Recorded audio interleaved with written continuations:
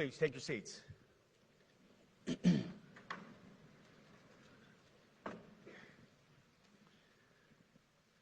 Well, Mr. Chairman, the Joint Chiefs, generals, admirals, commanders, officers, senior enlisted, NCOs, enlisted, and every member of our American military, good morning. Good morning and welcome to the War Department, because the era of the Department of Defense is over. You see, the motto of my first platoon was, "Those who long for peace must prepare for war." This is, of course, not a new idea. This crowd knows that. The origin dates to the 4th century Rome and has been repeated ever since, including by our first commander-in-chief, George Washington, the first leader of the War Department. It captures a simple yet profound truth. To ensure peace, we must prepare for war. From this moment forward, the only mission of the newly restored Department of War is this: warfighting, preparing for war and preparing to win, unrelenting and uncompromising in that pursuit. Not because we want war, no one here wants war, but it's because we love peace. We love peace for our fellow citizens. They deserve peace, and they rightfully expect us to deliver it. Our number one job, of course, is to be strong so that we can prevent war in the first place. The president talks about it all the time. It's called peace through strength. And as history teaches us, the only people who actually deserve peace are those who are willing to wage war to defend it. That's why pacifism is so naive and dangerous. It ignores human nature and it ignores human history. Either you protect your people and your sovereignty, or you will be subservient to something or someone. It's a truth as old as time. And since waging war is so costly in blood and treasure, we owe our republic a military that will win any war we choose, or any war that is thrust upon us. Should our enemies choose foolishly to challenge us, they will be crushed by the violence, precision, and ferocity of the War Department. In other words, to our enemies, F-A-F-O. If necessary, our troops can translate that for you. Another way to put it is peace through strength, brought to you by the warrior ethos.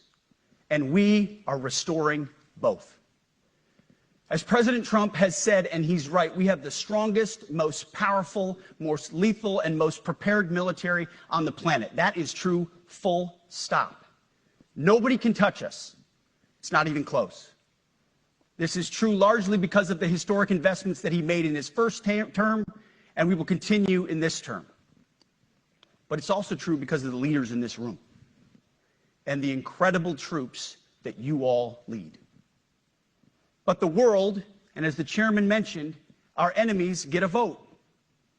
You feel it, I feel it. This is a moment of urgency, mounting urgency. Enemies gather, threats grow. There is no time for games. We must be prepared. If we're going to prevent and avoid war, we must prepare now. We are the strength part of peace through strength. And either we're ready to win or we are not. You see, this urgent moment, of course, requires more troops, more munitions, more drones, more Patriots, more submarines, more B-21 bombers. It requires more innovation, more AI in everything and ahead of the curve. More cyber effects, more counter-UAS, more space, more speed. America is the strongest, but we need to get stronger and quickly. The time is now, and the cause is urgent. The moment requires restoring and refocusing our defense industrial base, our shipbuilding industry, and onshoring all critical components. It requires, as President Trump has done, getting our allies and partners to step up and share the burden. America cannot do everything.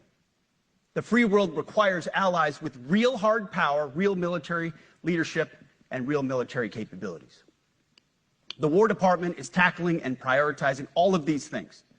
And I'll be giving a speech next month that will showcase the speed, innovation, and generational acquisition reforms we are undertaking urgently.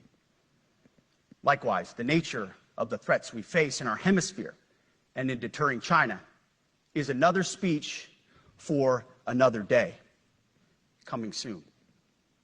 This speech today, as I drink my coffee, this speech today is about people, and it's about culture. The topic today is about the nature of ourselves. Because no plan, no program, no reform, no formation will ultimately succeed unless we have the right people and the right culture at the War Department. If I've learned one core lesson in my 8 months in this job, it's that personnel is policy. Personnel is policy. The best way to take care of troops is to give them good leaders committed to the warfighting culture of the department. Not perfect leaders, good leaders. Competent, qualified, professional, agile, aggressive, innovative, risk-taking, apolitical, faithful to their oath and to the Constitution. Eugene Sledge, in his World War II memoir, wrote, quote, "War is brutish, inglorious, and a terrible waste. Combat leaves an indelible mark on those who are forced to endure it. The only redeeming factors are my comrades' incredible bravery and their devotion to each other." In combat, there are thousands of variables, as I learned in Iraq and Afghanistan, and as so many of you did in so many more places. Leaders can only control about 3 of them. You control how well you're trained, mostly how well you're equipped, and the last variable is how well you lead. After that, you're on your own. Our warfighters are entitled to be led by the best and most capable leaders. That is who we need you all to be. Even then, in combat, even if you do everything right, you may still lose people because the enemy always gets a vote. We have a sacred duty to ensure that our warriors are led by the most capable and qualified combat leaders. This is one thing you and I can control, and we owe it to the force to deliver it. For too long, we have simply not done that. The military has been forced by foolish and reckless politicians to focus on the wrong things. In many ways, this speech is about fixing decades of decay. Some of it obvious, some of it hidden. Or as the chairman has put it, we are clearing out the debris, removing the distractions, clearing the way for leaders to be leaders. You might say we're ending the war on warriors. I heard someone wrote a book about that. For too long, we've promoted too many uniformed leaders for the wrong reasons, based on their race, based on gender quotas, based on historic so-called firsts. We've pretended that combat arms and non-combat arms are the same thing. We've weeded out so-called toxic leaders under the guise of double-blind psychology assessments, promoting risk-averse, go-along-to-get-along conformists instead. You name it, the department did it. Foolish and reckless political leaders set the wrong compass heading, and we lost our way. We became the woke department, but not anymore. Right now, I'm looking out at a sea of Americans who made a choice when they were young men and young women to do something most Americans will not, to serve something greater than yourselves, to fight for God and country, for freedom and the Constitution. You made a choice to serve when others did not, and I commend you. You are truly the best of America. But this does not mean, and this goes for all of us, that our path to this auditorium on this day was a straight line, or that the conditions of the formations we lead are where we want them to be. You love your country, and we love this uniform, which is why we must do better. We just have to be honest. We have to say with our mouths what we see with our eyes, to just tell it like it is in plain English, to point out the obvious things right in front of us. That's what leaders must do. We cannot go another day without directly addressing the plank in our own eye, without addressing the problems in our own commands and in our own formations. This administration has done a great deal from day one to remove the social justice, politically correct, and toxic ideological garbage that had infected our department, to rip out the politics. No more identity months, DEI offices, dudes in dresses. No more climate change worship. No more division, distraction, or gender delusions. No more debris. As I've said before, and will say again, we are done with that shit. I've made it my mission to uproot the obvious distractions that made us less capable and less lethal. That said, the War Department requires the next step. Underneath the woke garbage is a deeper problem, and a more important problem that we are fixing and fixing fast. Common sense is back at the White House, so making the necessary changes is actually pretty straightforward. President Trump expects it. And the litmus test for these changes, it's pretty simple. Would I want my eldest son, who is 15 years old, eventually joining the types of formations that we are currently wielding? If in any way the answer to that is no, or even yes, but, then we're doing something wrong. Because my son is no more important than any other American citizen who dons the cloth of our nation. He is no more important than your son. All precious souls made in the image and likeness of God. Every parent deserves to know that their son or their daughter that joins our ranks is entering exactly the kind of unit that the Secretary of War would want his son to join. Think of it as the golden rule test. Jesus said, "Do unto others that which you would have done unto yourself." It's the ultimate simplifying test of truth. The new War Department golden rule is this: do unto your unit as you would have done unto your own child's unit. Would you want him serving with fat or unfit or undertrained troops? Or alongside people who can't meet basic standards? Or in a unit where standards were lowered so certain types of troops could make it in? In a unit where leaders were promoted for reasons other than merit, performance, and warfighting? The answer is not just no, it's hell no. This means at the War Department, first and foremost, we must restore a ruthless, dispassionate, and common sense application of standards. I don't want my son serving alongside troops who are out of shape, or in combat unit with females who can't meet the same combat arms physical standards as men, or troops who are not fully proficient on their assigned weapons, platform, or task, or under a leader who was the first, but not the best. Standards must be uniform, gender neutral, and high. If not, they're not standards. They're just suggestions. Suggestions that get our sons and daughters killed. When it comes to combat arms units, and there are many different stripes across our joint force, the era of politically correct, overly sensitive, don't hurt anyone's feelings leadership ends right now. At every level, either you can meet the standard, either you can do the job, either you are disciplined, fit, and trained, or you are out. And that's why today, at my direction, and this is the first of 10 Department of War directives that are arriving at your commands as we speak and in your inbox.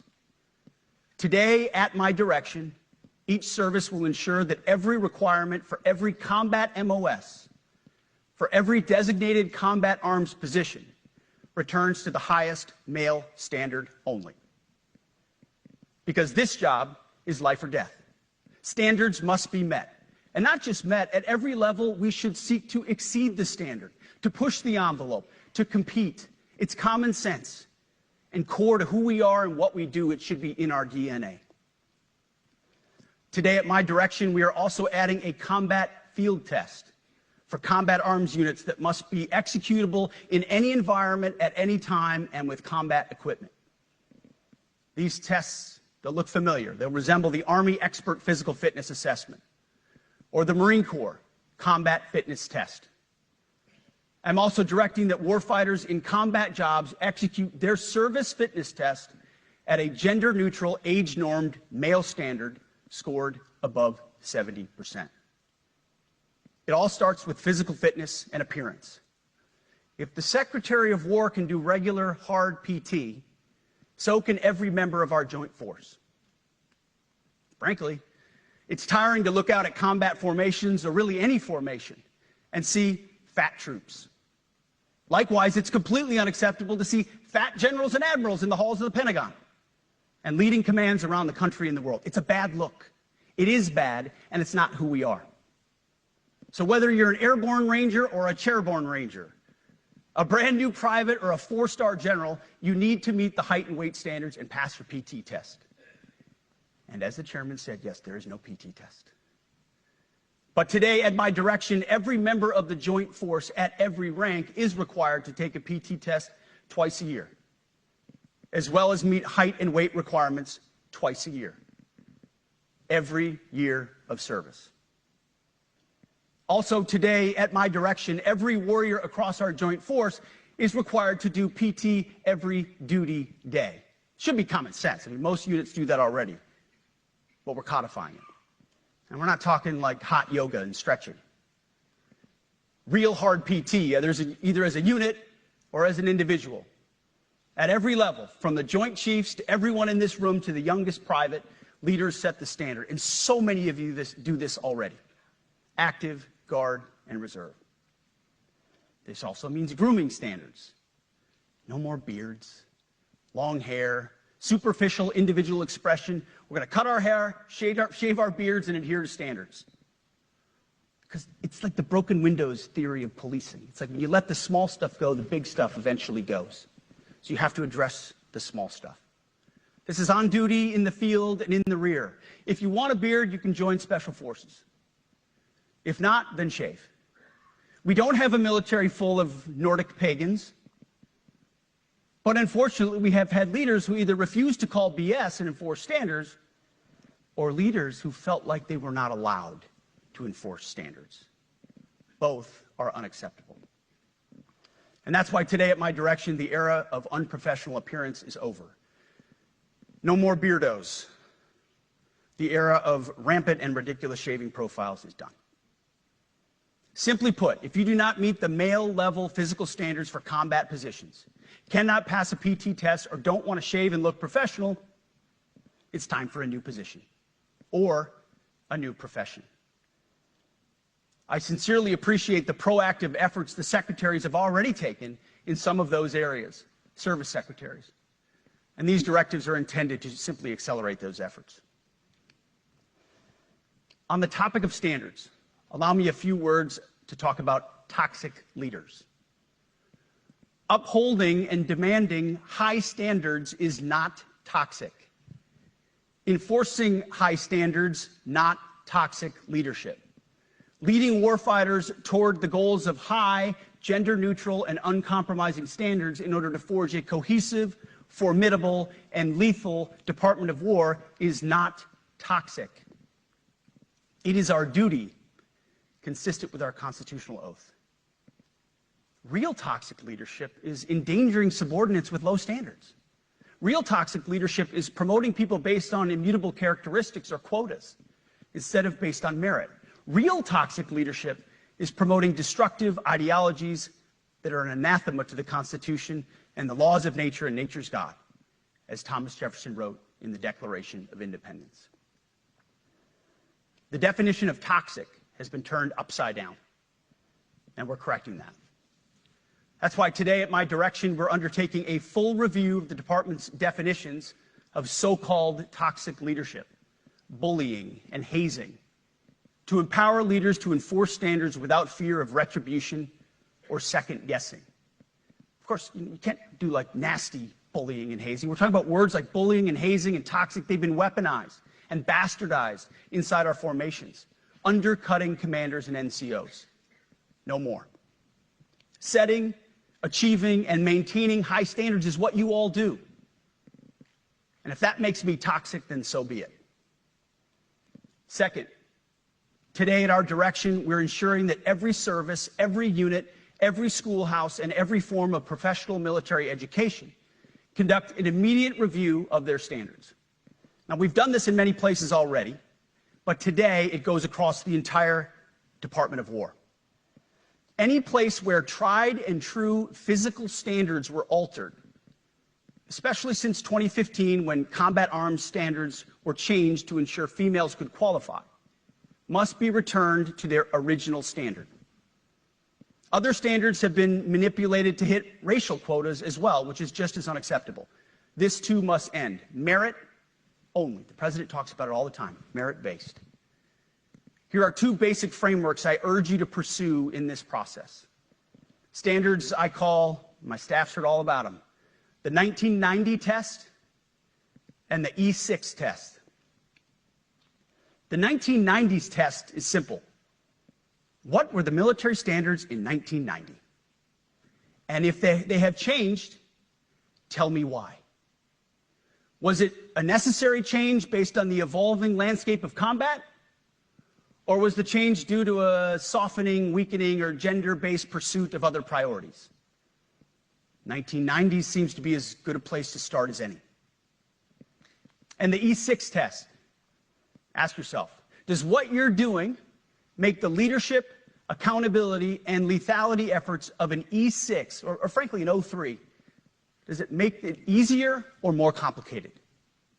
Does the change empower staff sergeants, petty officers, and tech sergeants to get back to basics? The answer should be a resounding yes.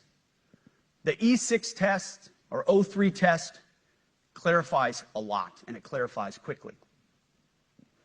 Because war does not care if you're a man or a woman. Neither does the enemy. Nor does the weight of your rucksack, the size of an artillery round, or the body weight of a casualty on the battlefield who must be carried. This, and I want to be very clear about this, this is not about preventing women from serving. We very much value the impact of female troops. Our female officers and NCOs are the absolute best in the world. But when it comes to any job that requires physical power to perform in combat, those physical standards must be high and gender neutral. If women can make it, excellent. If not, it is what it is. If that means no women qualify for some combat jobs, so be it.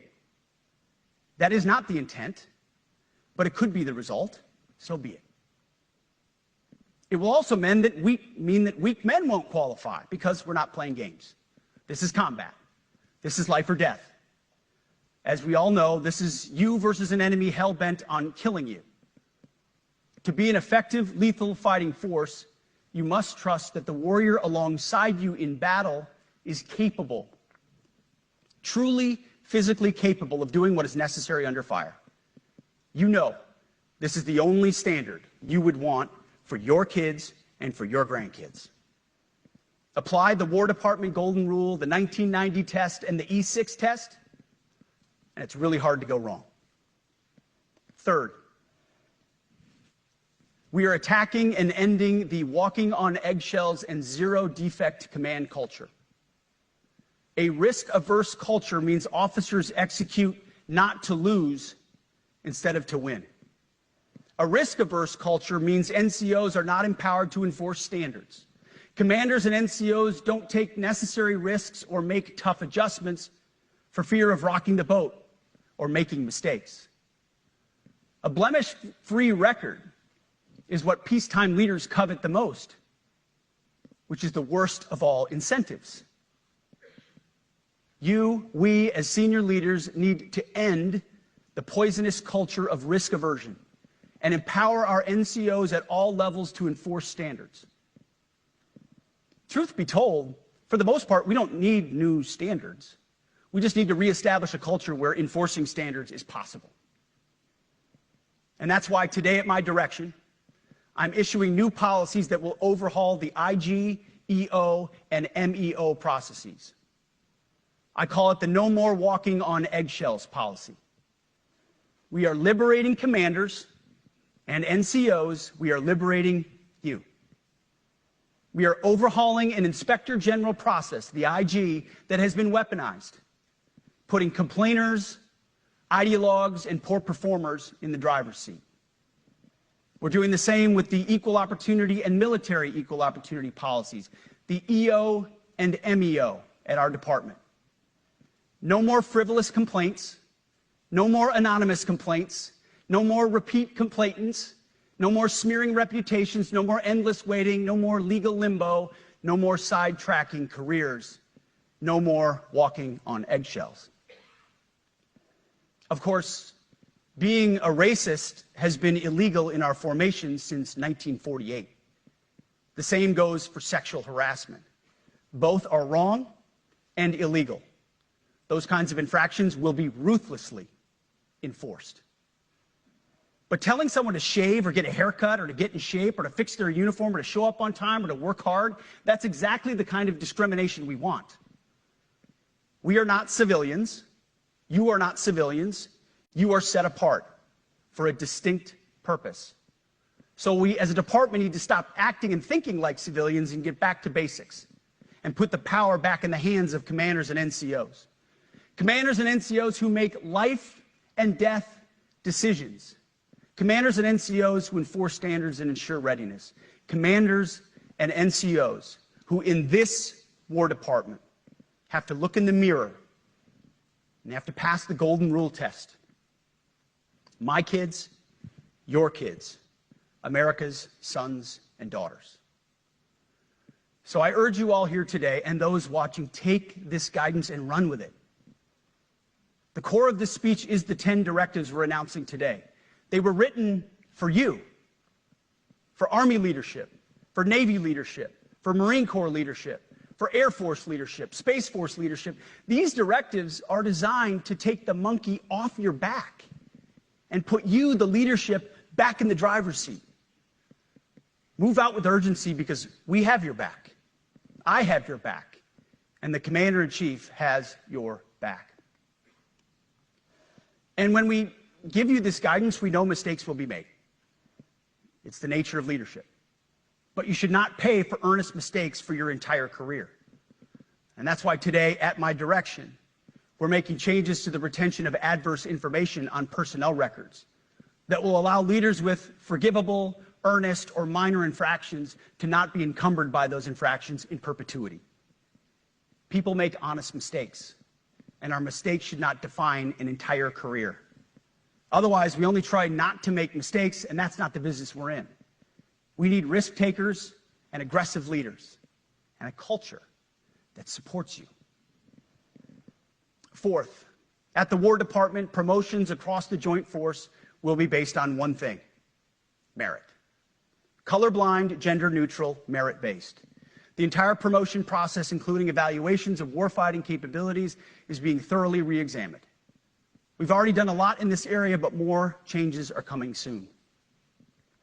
We'll promote top-performing officers and NCOs faster and get rid of poor performers more quickly.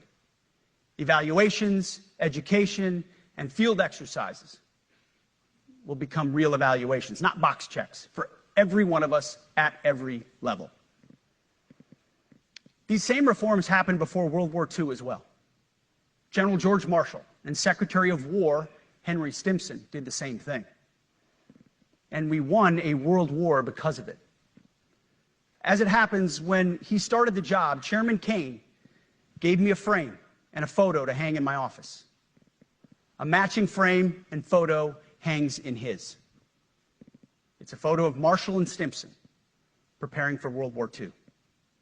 Those two leaders famously kept the door open between their offices for the entirety of the war. They worked together, civilian and uniform, every single day. Chairman Kane and I do the same. There is no daylight between us. our doors are always open. Our job together is to ensure our military is led by the very best, ready to answer the nation's call. Fifth, as you have seen, and the media has obsessed over, I have fired a number of senior officers since taking over. The previous chairman, other members of the Joint Chiefs, combatant commanders, and other commanders. The rationale for me has been straightforward. It's nearly impossible to change a culture with the same people who helped create or even benefited from that culture, even if that culture was created by a previous president and previous secretary.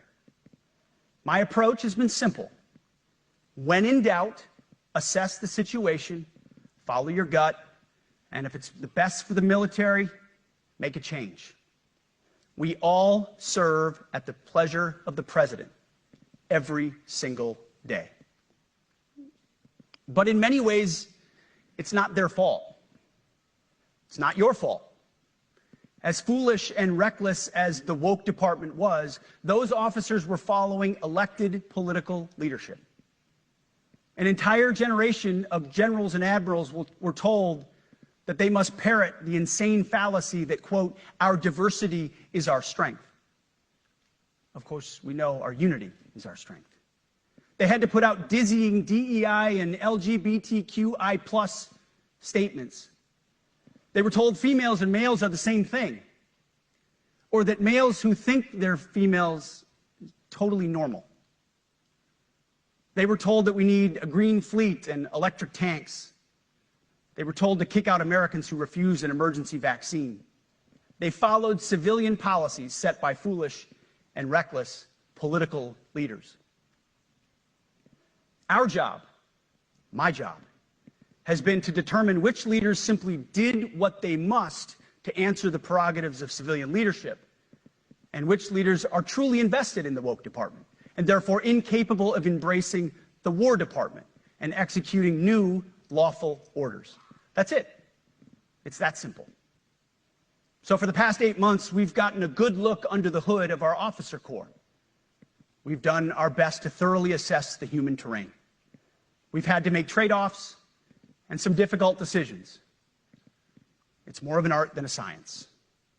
We have been and will continue to be judicious, but also expeditious. The new compass heading is clear. Out with the Shirellis, the McKenzies, and the Millies, and in with the Stockdales, the Schwarzkopfs, and the Pattons. More leadership changes will be made, of that I'm certain. Not because we want to, but because we must. Once again, this is life and death. The sooner we have the right people, the sooner we can advance the right policies. Personnel is policy. But I look out at this group, and I see great Americans. Leaders who have given decades to our great republic, at great sacrifice to yourselves and to your families. But if the words I'm speaking today are making your heart sink, then you should do the honorable thing and resign.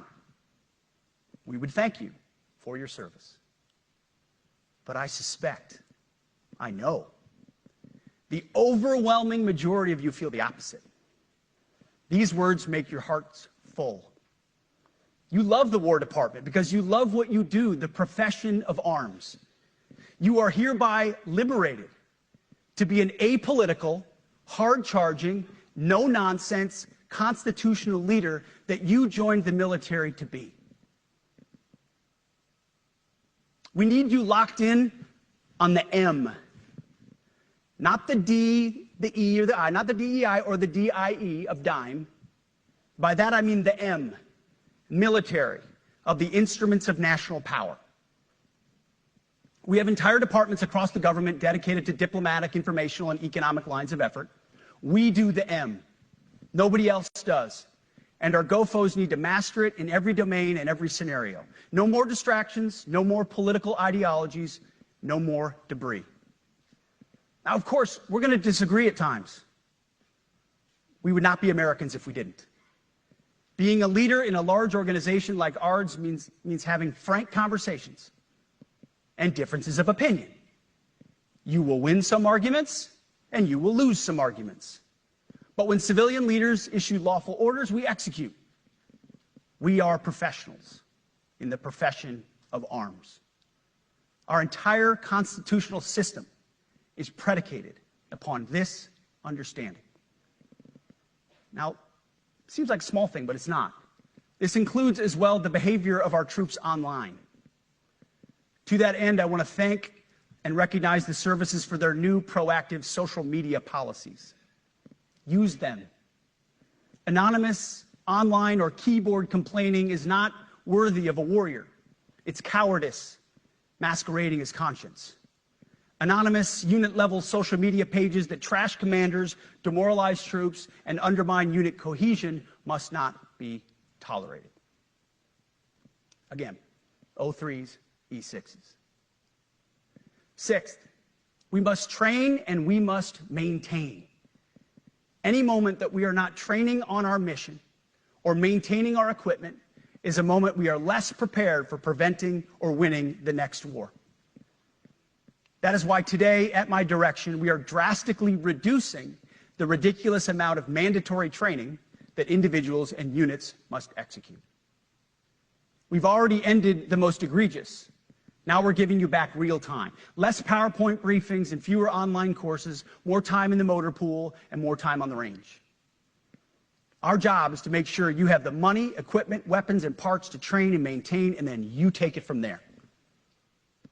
You all know this because it's common sense. The tougher and the higher the standards in our units, the higher the retention rates in those units. Warriors want to be challenged. Troops want to be tested. When you don't train and you don't maintain, you demoralize. And that's when our best people decide to take their talents to the civilian world. The leaders who created the woke department have already driven out too many hard chargers. We reverse that trend right now. There is no world in which high-intensity war exists without pain, agony, and human tragedy. We are in a dangerous line of work. You are in a dangerous line of work. We may lose good people. But let no warrior cry out from the grave, "If only I had been properly trained."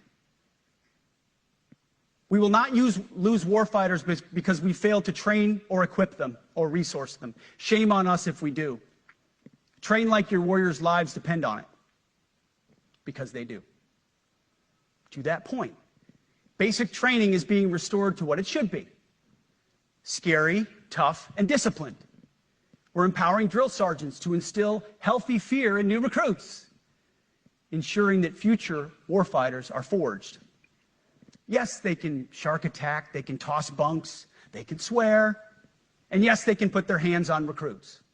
This does not mean they can be reckless or violate the law, but they can use tried and true methods to motivate new recruits, to make them the warriors they need to be. Back to basics at basic as well. Of course, and you know this, basic training is not where mission readiness should end. The nature of the evolving threat environment demands that everyone, in every job, must be ready to join the fight if needed. A core credo of the Marine Corps is every Marine a rifleman. It means that everyone, regardless of MOS, is proficient enough to engage an enemy threat at sea, in the air, or in a so-called rear area.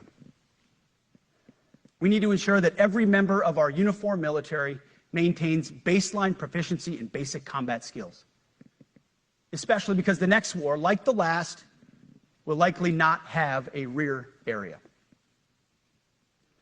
Finally, as President Trump rightly pointed out when he changed the department name, the United States has not won a major theater war since the name was changed to the Department of Defense in 1947.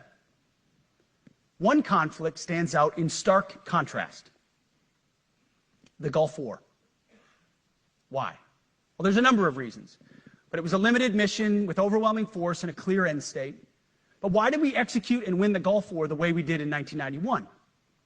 There's two overwhelming reasons. One was President Ronald Reagan's military buildup gave an overwhelming advantage. And two, military and Pentagon leadership had previous formative battlefield experiences. The men who led this department during the Gulf War were mostly combat veterans of the Vietnam War. They said never again to mission creep or nebulous end states. The same holds true today. Our civilian and military leadership is chock full of veterans from Iraq and Afghanistan who say never again to nation building and nebulous end states. This clear-eyed view, all the way in the White House, combined with President Trump's military buildup, postures us for future victories if, and we will, and when we embrace the War Department. And we must. We are preparing every day. We have to be prepared for war, not for defense. We're training warriors, not defenders. We fight wars to win, not to defend. Defense is something you do all the time. It's inherently reactionary and can lead to overuse, overreach, and mission creep. War is something you do sparingly, on our own terms, and with clear aims. We fight to win. We unleash overwhelming and punishing violence on the enemy. We also don't fight with stupid rules of engagement. We untie the hands of our warfighters to intimidate, demoralize, hunt, and kill the enemies of our country. No more politically correct and overbearing rules of engagement. Just common sense, maximum lethality, and authority for warfighters. That's all I ever wanted as a platoon leader. And it's all my E6 squad leaders ever wanted, back to that E6 rule. We let our leaders fight their formations, and then we have their back. It's very simple, yet incredibly powerful.